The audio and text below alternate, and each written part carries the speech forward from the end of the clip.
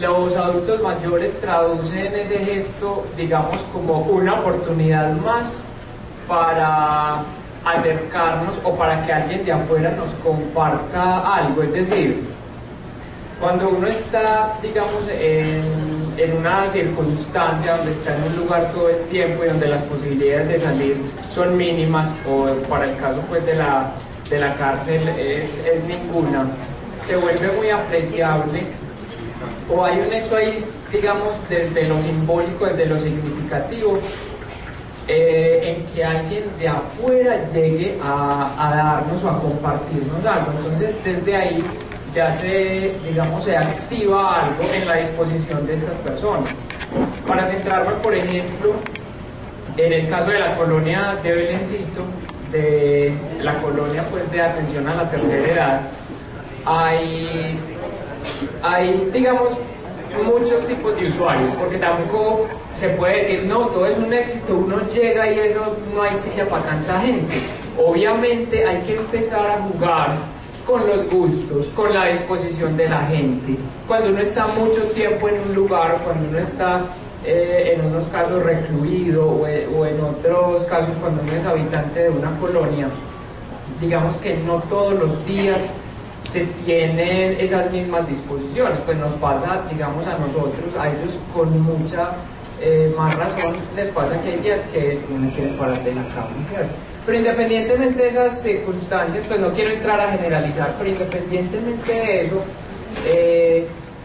lo que se ha visto o lo que es fácil de percibir es que sí hay mucho atractivo en que alguien de afuera llegue a compartir algo. Cuando se dan cuenta de que ese algo es la lectura, entonces empiezan también otros asuntos en la mente. Bueno, esto sí irá con nosotros, o sea, ¿será que la lectura sí es lo que necesitamos en esta tarde?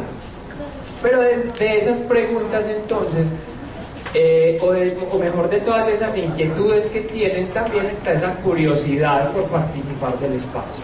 Y después de que ellos superan esa curiosidad, llegan al espacio, empiezan a descubrir cosas. Igual, no generalizo, unos sí, otros no, pero los que sí empiezan a descubrir, digamos, unos asuntos desde la lectura que empieza a resignificar ese momento de la vida por el cual están pasando, ya sea una situación de reclusión o una situación de habitante pues, de Colombia. Paulina hablaba de una cosa que se llama la redención de penas. Se supone que cuando los internos van a alguna actividad se les dan unas horas para redimir la pena. También nos contabas que ellos al principio van pensando en eso, pero resulta una cosa sorprendente, es que estos talleres no redimen pena. Entonces, como eso no redime pena, muchos no asisten, pero los pocos que asisten se quedan. Entonces, hablemos sobre eso. ¿Qué pasa cuando llegan ellos pensando que van a redimir pena y se encuentran con que no hay redención de horas y qué pasa ahí, Paulina? Pues en este momento en Bellavista hay una discusión muy fuerte sobre las actividades que redimen y no redimen pena. Desde afuera hay un imaginario, y es que en todos los casos el interno redime pena por todo. Ese es uno de los primeros imaginarios que hay que, digamos, derrumbar. No es tan cierto que es tan fácil la rebaja de pena. Hay ciertos delitos a los que, digamos, se les complica mucho las circunstancias de rebaja. Dentro del taller de creación literaria hemos tenido un debate muy fuerte. Entonces, obviamente, cuando algunos les dice a usted en su caso particular este taller no le va a rebajar pena, hay algunos que desertan. Digamos que en el mismo sentido que nos cuenta Andrés, hay que ser muy sinceros con que no todas las lecturas son universalmente reparadoras para estas personas que están en esa situación. Es decir, hay muchas personas que logran generar un vínculo, pero hay algunas que tienen un interés muy marcado. Si mi interés es rebajar unas horas de pena y esto no me lo puede proporcionar, no voy, y se anima. Pero hay casos muy interesantes, inclusive hace poco tuvimos una discusión con respecto a eso, y es que cuando llevamos un texto de una extensión un poquito más larguita de la normal, ellos decían que no podíamos volvernos tan exigentes, que porque ellos estaban allá para rebajar pena. Entonces hubo un debate muy interesante porque muchos otros alzaban la mano y decían, yo no tengo derecho a la rebaja, pero yo estoy aquí porque yo sé que de aquí algo bueno va a salir. Puede que yo por esto no vaya a transformar mi vida, pero al menos en este presente yo sé que en lugar de salir a dar vueltas al patio central voy a tener un entretenimiento distinto, o en vez de consumir drogas todo el día, por lo menos voy a tener una hora en la que voy a disfrutar de una cosa distinta. Entonces hay un cambio, digamos, en algunos internos, en algunos, y eso es lo que hay que hacer precisión, y es que de ese primer chispazo que es vamos a un taller, no importa lo que sea, yo no hago nada, pero me van a rebajar pena, se pasa a un taller donde dicen, bueno, aunque no rebaje pena, va a ser una cosa positiva para mí, sobre todo porque al igual que como nos decía Felipe, tenemos que tener en cuenta que cuando un ser humano está privado de la libertad, en las circunstancias en las que se está en Bellavista, la vida es muy compleja, cada cosa te cuesta lágrimas de sangre, el alimento, el aseo, la convivencia, esos factores que para nosotros podrían ser tan cotidianos son una disputa vital allá. Entonces también empiezan a entender que tienen que generar otras lógicas de su vida para soportar el encierro, que no se soporta tan solo consumiendo droga, que no se soporta tan solo dándole vueltas al patio, sino que hay que empezar a implementar otras terapias para esa vida, porque de lo contrario es muy fácil caer en la locura, es un encierro total, es convivir forzosamente. Entonces digamos que se pasa de esa necesidad, pero en algunas mentes sí se logra transformar, que no sea solo ese el interés. Felipe, tú también vas a la cárcel, pero tú trabajas con mujeres, Paulina trabaja con hombres.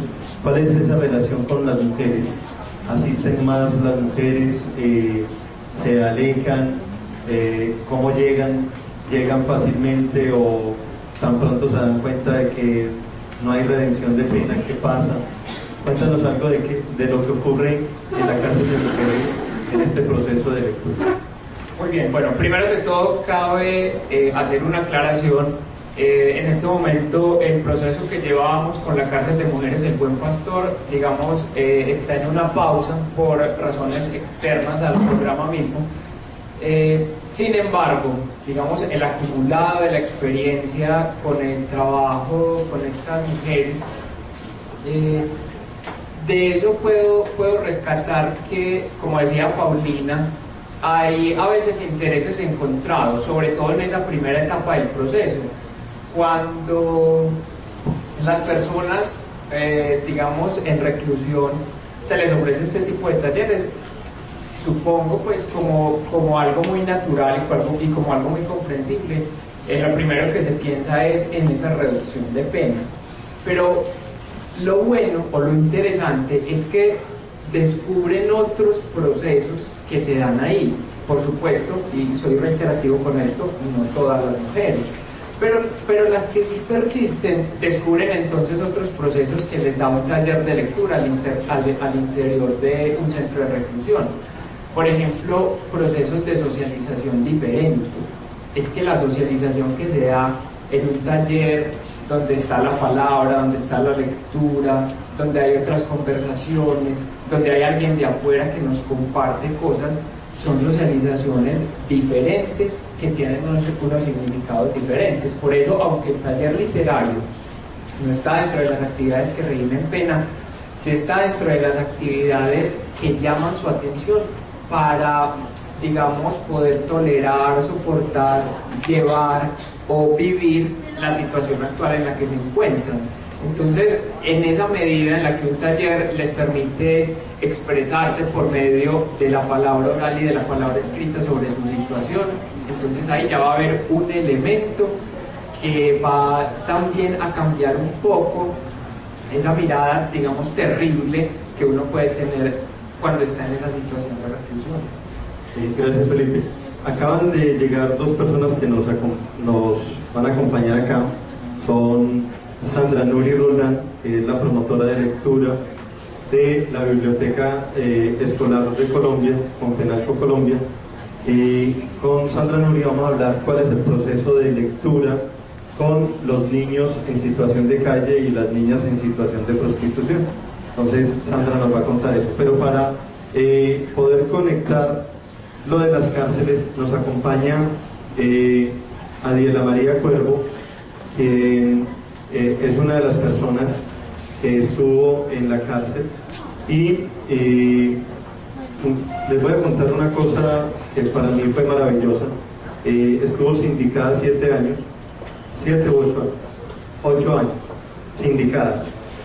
A los 8 años la condenan a 35 años de cárcel, en inocente. Y cuando ella firma pues ya da su condena, meses después la dejan en libertad porque comprueban que es completamente inocente.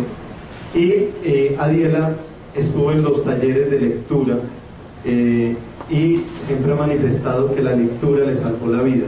Entonces, Adiela, Sandra, muchas gracias por estar acá y quisiera que empezara Adiela compartiéndonos qué pasó con la lectura en la cárcel, en El Buen Pastor. Eso que has repetido varias veces, que la lectura te había salvado la vida. ¿Cómo te salvó la vida? ¿Qué ocurrió cuando los talleres de lectura llegaron al Buen Pastor? Buenas tardes. Estar detenido es una situación como ignominia, como de... Pues yo no me sabría como describir, no encuentro como palabras. Es tan difícil estar encerrado. Es tan difícil que lleguen a las 5 de la tarde y se encierren en una celda súper pequeña. Es tan difícil que de la noche a la mañana te arrebaten tu proyecto de vida. O sea, eso como que no tiene explicación. Yo nunca le he encontrado como la explicación. Yo siempre le decía a Dios, ¿por qué? ¿Por qué estoy aquí? Y el único que sabía que yo no había cometido de lo que me critican era Dios y mi familia. Meten a la familia. Cuando meten a un hombre a la cárcel, lo meten a él. Porque la mamá está al frente. Porque esos hogares se desbaratan. Esa mujer va para la cárcel y los peladitos juegan para allí, con de la tía, juegan con de la abuela, juegan para todas partes. Bueno, el rollo era que yo estaba allá y yo como que no, yo era educadora y yo como que no concebía eso, no lo concebía. Yo pasé 8 días en el patio sin querer moverme en un solo sitio porque estaba muy enojada y yo no aceptaba ese encierro y porque me parecía una ignominia. Entonces, a fuerza de regla, la directora de la escuela me sacó de mí, me dijo, ya no casi que nosotros no tenemos profesores, es que yo no vine aquí a dar clases, no venía a nada. Entonces me convenció, yo voy a ir a ver. Cuando yo llegué a la escuela y entré a la biblioteca, se me quitó la rabia, porque el único sitio donde yo sentía libertad, donde yo no sentía que estaba en la cárcel, era la biblioteca. Y empecé a buscar libros. O sea, yo sí, a mí todavía me gusta escribir y leer, pero no con la sed con que empecé a leerlos y escribirlos allá. O sea, era sed. O sea, a mí lo único que me quitaba esa asfixia, ese encierro, era la biblioteca. Y fue algo muy hermoso porque días antes yo había estado en Cuba y había buscado un libro que se llama Historia de las Ideas Políticas. No lo encontré ni en Bogotá, ni en Cuba, ni aquí en Medellín. Cuando yo empiezo a buscar los libros en la biblioteca, una biblioteca llena de mucho polvo, pero empiezo a buscar en los libros y encuentro ese libro. Yo dije, no, para haber venido aquí a la cárcel para encontrar ese libro. O sea, los libros la lectura de los libros me dieron otra imagen. Cualquier día salgo yo a la biblioteca y encuentro a Consuelo Marín. Ella era promotora de lectura de aquí en Copenhague. Una morenita ella, muy simpática, muy formal. Cuando empieza a leer cuentos, y yo me senté a escuchar cuentos, ¿sí? No, y eso fue el enamoramiento más grande.